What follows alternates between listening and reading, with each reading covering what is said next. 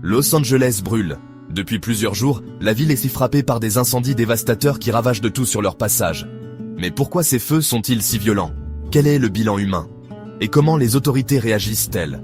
Voici tout ce que vous devez savoir sur cette tragédie en cours.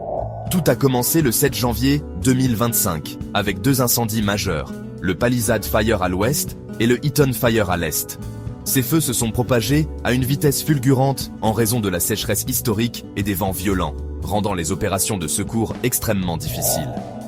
Le bilan humain est dramatique, au moins 10 morts confirmés, dont des pompiers qui ont sacrifié leur vie pour sauver les habitants. Plus de 180 000 personnes ont dû être évacuées en urgence. Imaginez, c'est presque toute la population de Beverly Hills et Pasadena réunie. De nombreux sinistrés ont tout perdu, des maisons, des commerces, mais aussi des bâtiments historiques comme des écoles, des églises et même des studios de cinéma emblématiques de Los Angeles ont été détruits. Parmi les maisons détruites, on compte des résidences appartenant à des célébrités. Le feu a notamment touché les quartiers huppés de Malibu et Pacific Palisades. Ces lieux, souvent inaccessibles au grand public, sont aujourd'hui réduits en cendres.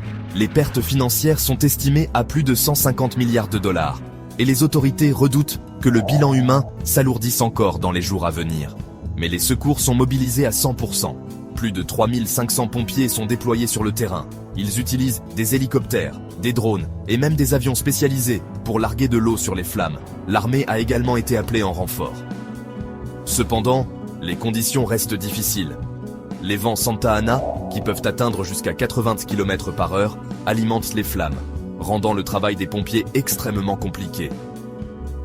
Face à l'urgence, le président Joe Biden a déclaré l'état d'urgence fédéral pour la Californie.